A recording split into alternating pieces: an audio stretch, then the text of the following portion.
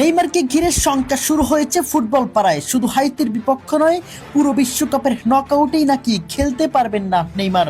তবে সেসব গুঞ্জনের উপর যেন আগুন ঠেলে দিলেন নেইমার জুনিয়র। সবকিছু একদিকে রেখে অনুশীলনে ফিরেছেন ব্রাজিলের পোস্টার বয় নেইমার। হাইতির বিপক্ষেও খেলবেন এই ফুটবলার।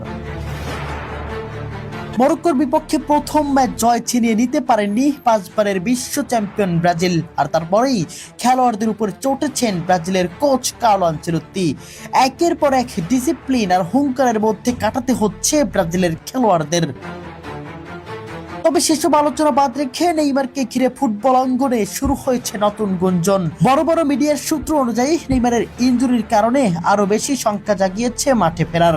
শুধু তাই নয়, বিশ্বকাপের একটি নকআউট ম্যাচেও দেখা যাবে না নেইমারকে।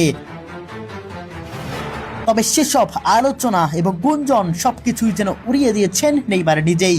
আজ বিশ্বকাপকে সামনে রেখে প্রথমবারের মতো একাই অনুশীলনে নেমেছেন সান্তোসের এই ফুটবলার। আর তাতেই সমালোচকদের মুখে চুলকানিও পড়েছে। 20 তারিখে হাইতির বিপক্ষে ও 25 তারিখে স্কটল্যান্ডের বিপক্ষে নেইমারকে ফিরে পেতে সর্বোচ্চ চেষ্টা চালিয়ে যাচ্ছে ব্রাজিল ফুটবল ফেডারেশন ও কোচ কার্লো আনচেলত্তি। আর তাই প্রথমবারের মতো বিশ্বকাপের উদ্দেশ্যে অনুশীলনে ফিরেছেন নেইমার জুনিয়র। হাইতির বিপক্ষে ম্যাচের আগে একাই অনুসরণ করেন নেইমার এবং সেই ভিডিও অফিসিয়াল ভাবেই প্রকাশ করেছেন নেইমার জুনিয়রের সাইট। নেইমারের আপডেট ও ভিডিও প্রকাশের উপর নিষেধাজ্ঞা দিয়েছিল সিবিএফ। তারপরেও নেইমারের এই ভিডিও থেকে স্পষ্ট নেইমার হাইতির বিপক্ষে মাঠে ফিরতেই চলেছেন।